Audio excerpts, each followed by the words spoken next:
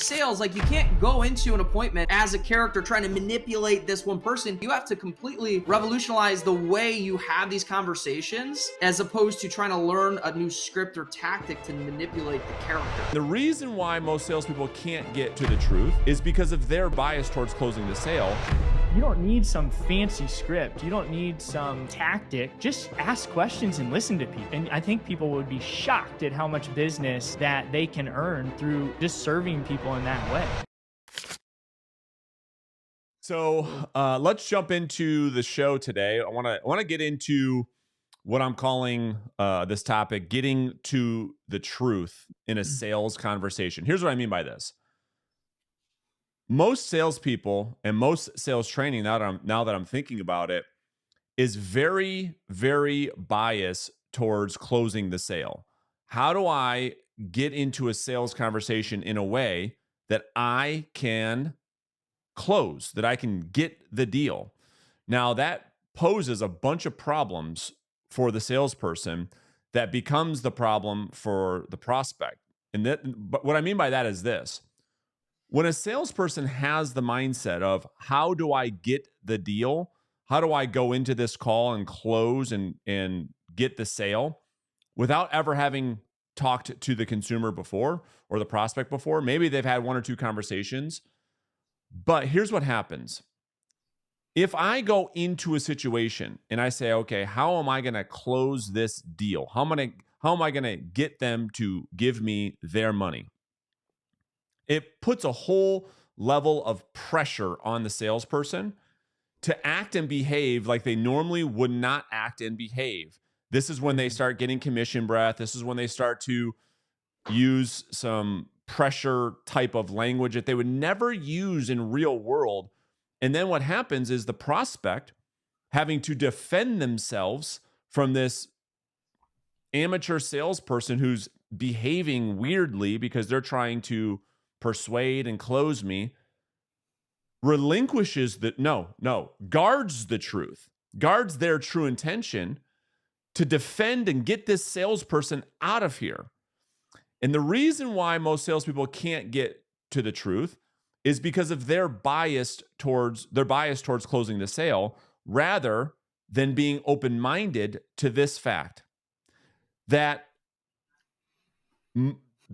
you may not be able to help every single prospect. That in fact, closing the sale might not be an option at all. That no or not doing business together is as likely as it is doing business together. In other words, to go into a selling situation with an open mind that I can help some people and some people I can't, so what? Instead of going into it, how do I close? How do I convince? It's going to put so much pressure on the salesperson. They're going to try all these high pressure closing tactics that they learned in some book or some YouTube video. They're going to communicate outside of their comfort zone that makes themselves cringe. They're going to try to use something they saw on some high ticket closing class they took that's not natural at all. Then the prospect's going to defend, give them some type of an objection that the salesperson is hoping and praying they don't get. Then now the salesperson has to come up with some fancy thing on how to overcome that in the buyer-seller dance. And ultimately leads to this. It ultimately leads to the prospect not telling the salesperson the truth, like, hey, I got to think about it. Sounds pretty good, Ben. I'll get back to you.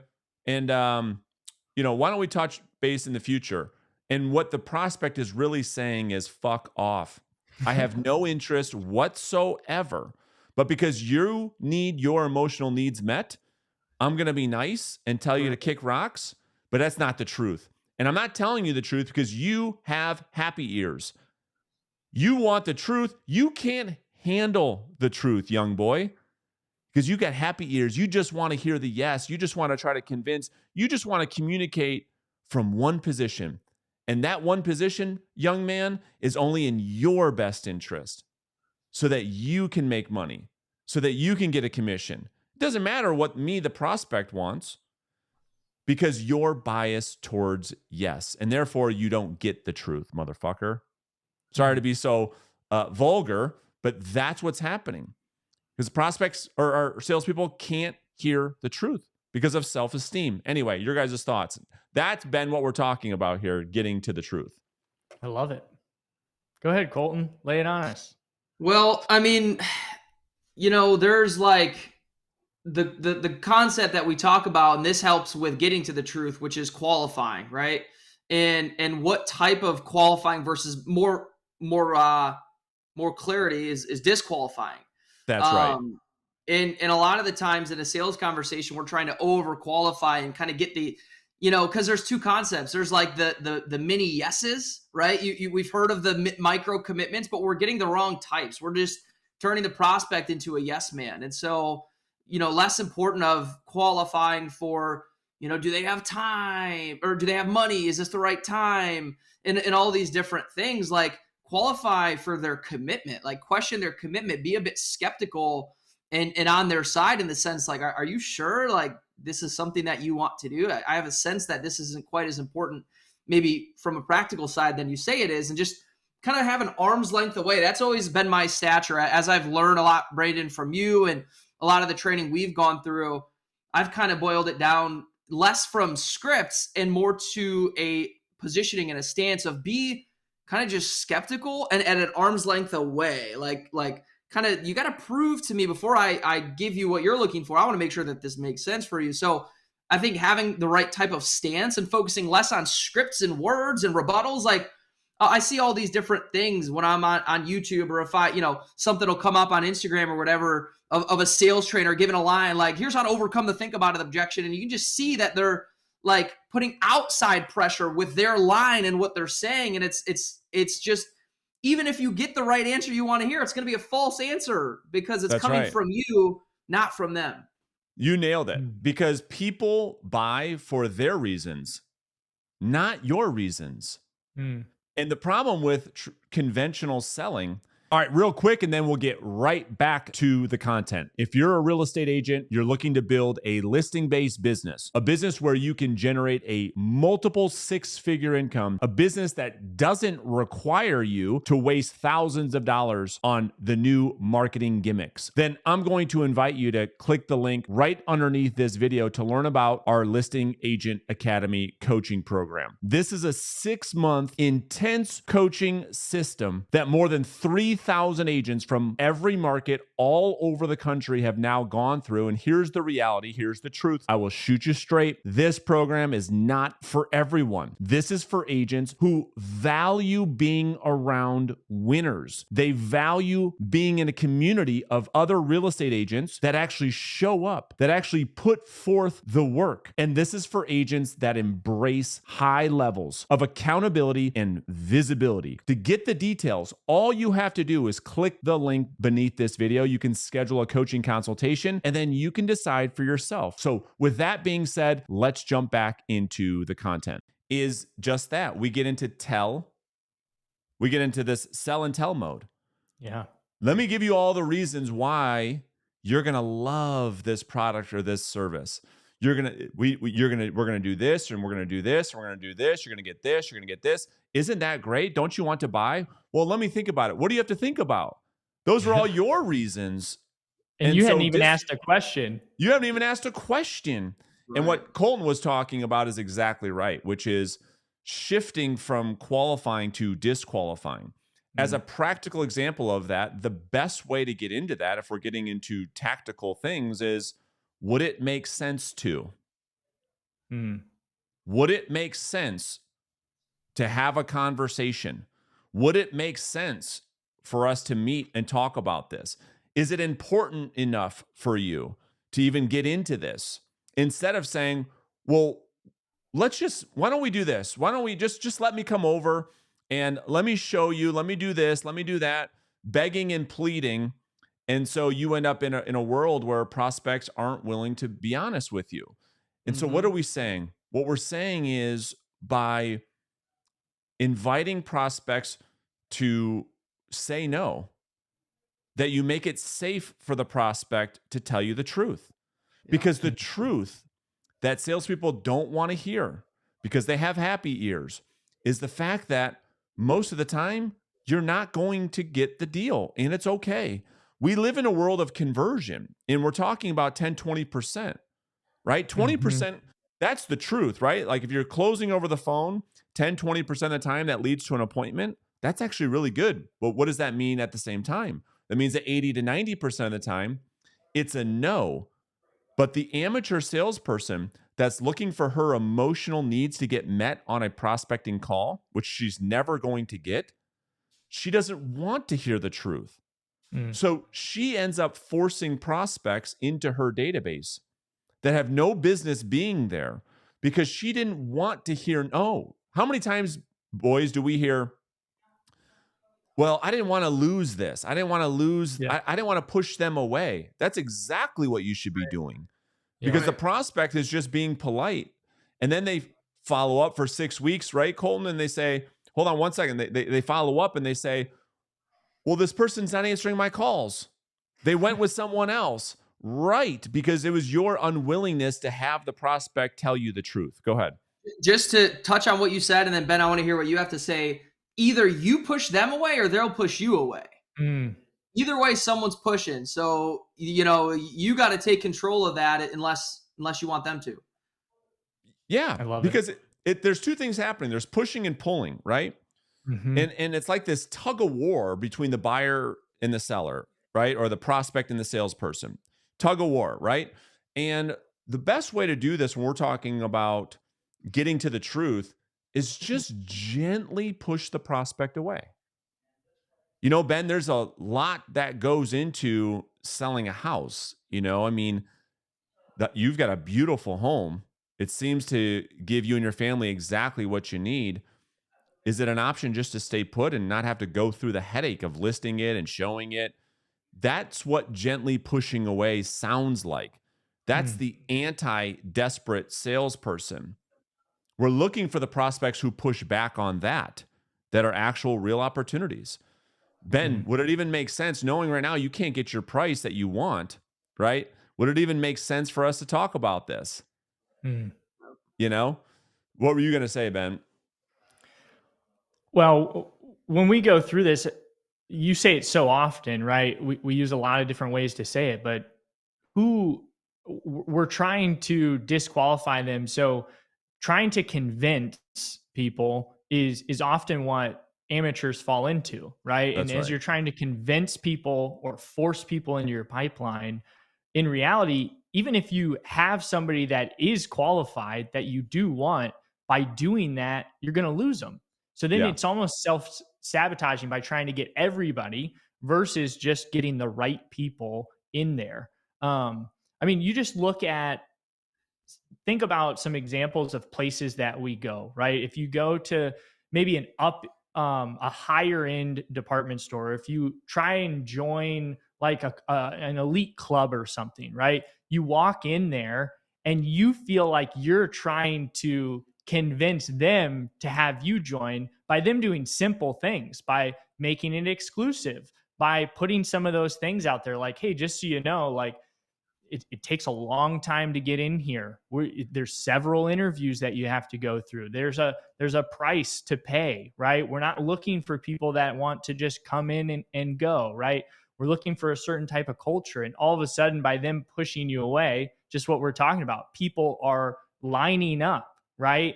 Getting on wait lists to try and get into these places, whether it's a new Apple phone release or it's, some private club or something, right? So I just think if we can position ourselves of not coming across so desperate, it just tees us up to have them pursuing us versus us constantly chasing them. Yeah. And the thing is, yes, I agree. What we're looking to do in a selling situation, we have to drop the mindset around, and so many people have it. It's like, it's easy to fall into when you go into a selling situation with the thought of, what do I have to say? And what do I have to do to close this sale? This is the problem with traditional selling. This is why most salespeople don't like being called a salesperson. They think it's slimy. They think it's gross. This is why the consumers of this planet don't trust salespeople because of that perceived bias. So we have to get rid of that. We have to go into a selling situation saying to ourselves, my job is to help this person discover their own reasons for buying or not buying. Yes or no, without a bias towards yes. Because the job of a great salesperson is to help guide people to a decision. Yeah. A decision. Go ahead, Colton. No, I mean, if you asked most agents, like, let's just fast forward to an appointment. Like, what as an agent, what is your job on a listing appointment? A lot of agents will say, well, they get the listing, or they'll say Right. to leave with a commitment to follow up, or whatever it might be, right? And what we're talking about here is the actual job. It's to get to the truth of the situation. It's to That's right. do your job to fully discover and have the seller understand it's essentially just discovery, like to do a really good job at discovery, getting to the truth. And if you've done that, then you've done your job. Yeah. Right? And here's the other thing. I love that in putting into practical sense at a listing appointment. An agent will go into a listing appointment, not get the listing, and think they did something wrong. Well, I didn't get the listing. Well, I understand, but that then suggests that you believe somewhere that the prospect owes you something. Better yet, let me rephrase that you think you doing a good job is you closing the sale. I know that's what you want. I know that's how you make money. I get all that. But the reality is, you're not for everyone. You're not going to have everyone do business with you. That's the truth. I mean, at best, it's probably 50-50, right? And when people don't do business with you, as much as when people do business with you, we have to live with both of those outcomes because both are reality. The salesperson that, again, has low self-esteem, low identity, only goes into a listing presentation saying to himself or herself, if I get the listing, I will feel better about myself. If I don't get the listing, I will then feel badly about myself. What we're saying is it's yes or no. You can live with either one. It's going into a conversation with the seller and upfront saying, Ben, listen, the reality is I'm not the agent for everyone. The reality is I may not be able to get you what you're looking for. I may not be able to help you. And if we find that to be the case, it's fine. I'll let you know. And at the same point, Ben, if you feel as though I'm not the agent for you for whatever reason, because again, I'm not for everyone, it's totally fine. I can accept it. Instead of, here's what's happening.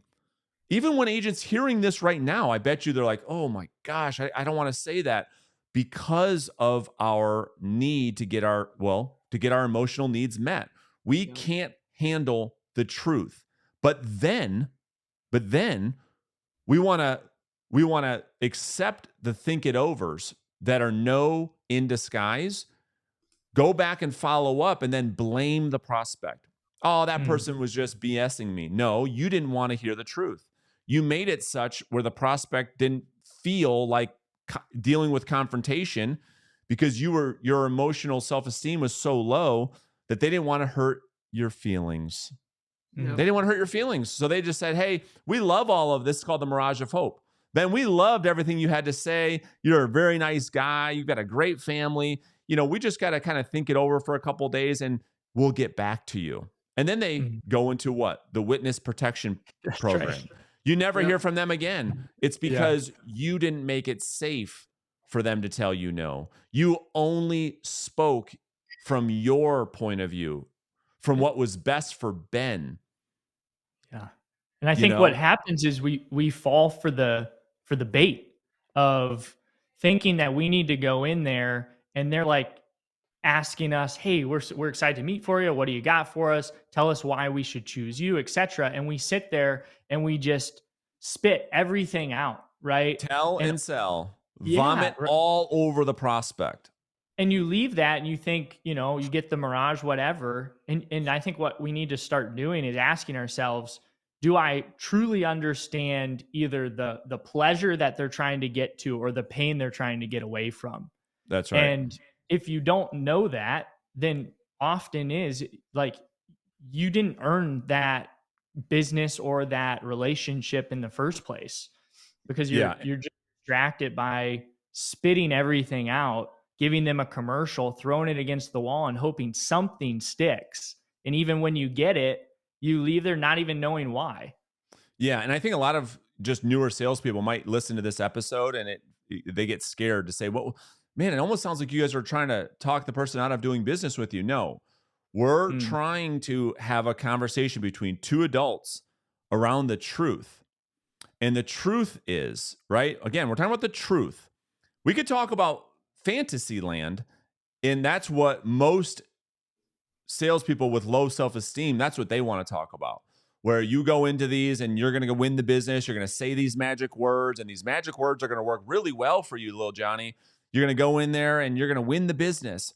But then when it happens is little Johnny tries to go in there and use these magic words, it doesn't work. And then he feels even worse about himself because who he was learning from didn't want to tell Johnny the truth because they wanted to sell their little thing to Johnny. Does that make sense what I'm saying? What I'm saying is if we can deal in realities, it's like you're not going to you're not going to marry probably. Well, the thought or the fallacy of like, I'm going to close every client I talk to. I'm going to convert every single phone call into a lead, into an appointment. I'm going to take every single listing I ever go on. Everything's going to be great. Like, that's just not the truth. The truth is that you're not going to convert a lot of those calls. The truth is you're not going to win every listing. So why not talk about it? Why not be okay with it? Accept it for reality. Accept the fact that you're not the agent for everyone. Accept the fact that not every seller will hire you. Right. And that, here's my other point, is the more you can speak in those truths, it is my belief that you actually become someone that someone wants to work with more, not less. So it actually is a strategy to increase conversion by talking about the truth than trying to beat around the bush and having prospects lie to you because you only want to hear what's in your best interest. Does that make sense? Absolutely. Yeah, and a lot of agents too, I think because of the fact that there are not a lot of people out there who are in sales who do these things or who know these things, that many of us in our sales experience have not experienced this, right? So like we haven't experienced it firsthand. I mean, I know a handful of times I have, and I'll give you a silly example, but last night at dinner, we were, we're ordering our drinks and ordering our appetizers, and our waitress was really, really good. She was on top of it. She was very like to it, and she ordered our drinks and our appetizer, and we were kind of ready to order our meal too, but like she was kind of starting to walk away, and we're like, we're like, I don't want to mess her process up. Like she'll come back and then we'll put our order in. And she was kind of walking away, and she like looked at us. She's like, I get the sense that you guys want to order. And we're like, yeah, we do. Right. And like Brandon, it goes to what you say a lot, which is if you feel something, say something, And so that's right. She just brought it right up. It's like, oh yeah, we actually would like that. Yeah. We'd like, and so it's a great point. It's a great point, and again, it's just speaking in truths. That's how you build rapport. Yeah. What better way to get into human connection? For a long time, when I started training and coaching, it was tough for me to teach somebody how to connect with somebody on an appointment. It's not hard anymore. If you could just talk about the truth, if you feel the prospect wanting or feeling a certain way, not speaking to that is dangerous. Bringing it up actually brings you closer. It's like the close friend, right? When you know something's wrong, you can feel it, right? It's energy. And you're saying, Ben, is everything all right, man? I can well, no, man, here's what's going on. Boom. I sensed it. I felt it. But if I don't, now we're out of rapport. So the best way to get into a rapport with a prospect or a potential client that you say you want to serve, if you're going to serve the person, then we have to deal in realities. We have to deal with in truths. And that is how we build respect with the clients that we serve. And it's not always sunshine and rainbows. And so the thought of just, again, how we started the show, that no is okay. Yeah. That if you decide and we decide, oh, and by the way, that's the key thing, that selling in the professional context should be a mutual decision between salesperson and prospect. Mutual. It's not the salesperson twisting the person's arm, pressuring them. Just sign the contract. You're going to be fine, Ben. It's all, don't worry about it. Just sign it. Just sign it. It's fine. You're not pressuring, because that's the salesperson. And it's not begging and pleading where the prospect has all the leverage. It's a mutual decision. And then if we can go into a selling situation with that understanding that, hey, if we end up wanting to do business together, fine. If we come to the decision that we don't want to do business and it doesn't make sense, that's fine too. And I think if a salesperson can accept that, what they will find is that they have way better conversations. That prospects, they do have substance. And the salesperson can let go of a lot of the stress and anxiety that they feel. Like they have to come up with the magic script. And what if they bring up this objection? And what if they say that? So what? You can't help everyone. It relinquishes the pressure, the thing that causes sales from happening, to go away. I think that often to keep in mind too, and maybe this is even silly to say, but agent out there hears us to say, hey, maybe working together makes sense, maybe it doesn't, and thinking that we're saying it's a tactic, because they get to the end and somebody tells them, hey, I'm going to be honest with you, Brandon, I just don't think it makes sense to work together. And then all of a sudden they're like, oh, it didn't work. What did I do wrong? And now they go into convincing mode. It's so true, because again, they're in the mindset of what is in it for me? Yeah, what do I need to do to win so that I get what I want? What do I have to do? What do I have to say? How do I have to act? And how do I have to behave to get what I want? How do my interests get solved? And that is the problem with traditional selling. And that's why those salespeople honestly just don't do that well. Because selling, and we say it almost every episode, is what, gentlemen? It's not what you do to someone. It's not a play you run on a human. It's not a manipulation tactic or a script or a strategy that you learned in some online course. Sales is truly the act of servant leadership.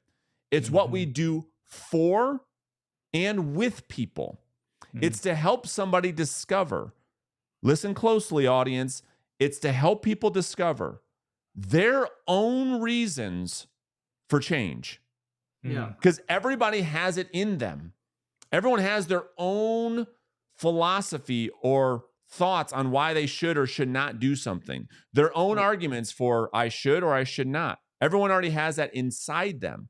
Our job as salespeople is to help ask and formulate the questions or the thoughts to get prospects to discover that for themselves. That's the idea. I think about going out to lunch with somebody, you call it a date, call it a friend, guy to guy, whatever, and you're sitting there and you're talking, right? And you leave that being like, man, Brandon is such an awesome guy. That was just such a great lunch. It was so refreshing. I just love hanging out with him. And then in hindsight, you start thinking and you're like, man, Brandon said like 2 words. He just kept asking me how I'm doing. How's this? Tell me a little bit more about that. What do you mean by that? And I just, man, holy cow, I talked the whole time. But in doing that, now I feel like Brandon understands me. He hears me. He understands my pain or my goals. And you don't need some fancy script. You don't need some tactic. Just ask questions and listen to people. And I think people would be shocked at how much business that they can earn through just serving people in that way. It's just an approach. You just have to be willing to accept the truth and the reality. And that truth and reality is you're not going to close every deal. So what? Get over it.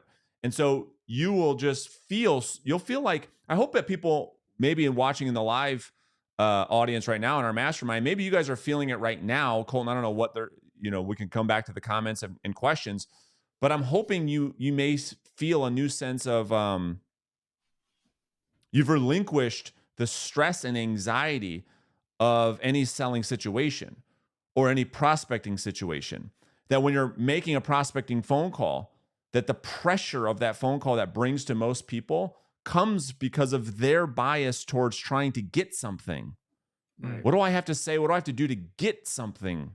Instead of what do I need to say and what do I need to do to give something? That's a much easier approach, and it's the truth. Because again, we can't help everyone. And if we find out that we're talking to a prospect that doesn't need or doesn't want our help, that is as gratifying as it is when we find someone that does, because yes, lives in the land of no. Yeah, who's going to let me serve them today? And if That's somebody it. doesn't want what I have to give, that's okay. That's fine. Yes or no is fine. Yes or no is fine. It's all the vagueness and the stuff in between that causes all this stress and anxiety in selling. And it just comes down to our low self-esteem.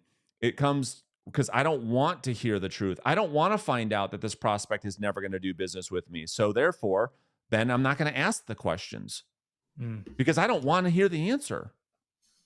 And to like put yourself in this situation, like if you like, let's just say, like we've got people who come around the neighborhood all the time, door knocking, selling stuff, and I always am happy to interact with them and this and that. And one time, we had, what's the company?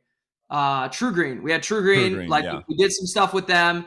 And it's like, yeah, it's, like that's a really good idea. We've got dogs. They're going to get rid of all the bugs and the ticks, and cool. 2 days later, some other guy comes out from another company. And I told him, yeah, we just literally 2 days ago, you just missed us. We signed up with this company or blah, blah, blah. There was nothing that guy could have done or said to try to convince me to work with his company because I wasn't qualified. I already committed with another company. And so it wasn't anything against him, but and I let the guy do his thing, but he just kept going and going. And like, man, his time would have been so much better spent moving on to the next house rather than sit there and, well, let me give you a call, walk around the house, trying to do his tactics and stuff. And so just, if you are going to say no, you're going to say no. So don't try to think of ways to manipulate people and to convince that person. It's like, so I look at it similar to, what we learned, I think a couple episodes ago, we were talking about like the law of attraction and reality creation. And, they're really taught, like, you visualize and you see things the way they are and how you want it to be, right? Well, sales is the same way. And I relate that to, think of a movie, okay? So you got a movie which has already been filmed and there's characters in the movie, and you can't change that movie by being a character in the movie, trying to manipulate the other characters. That movie's already filmed. The movie's not going to change.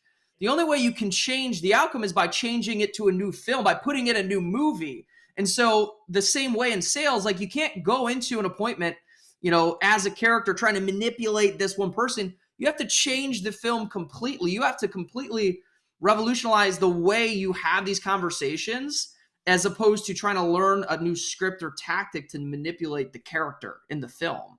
Love it. What you reminded me of, and that was a great analogy. That was deep.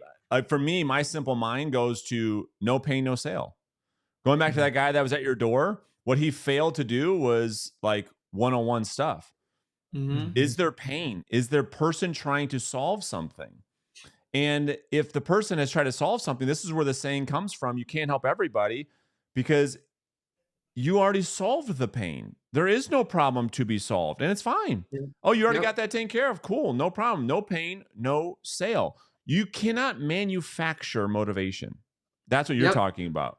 100%. And what the guy did is exactly what a lot of real estate agents do. Well, hold on. What are they charging you, and what are all the services they get? Because I don't think they do these things, and we can do it for this.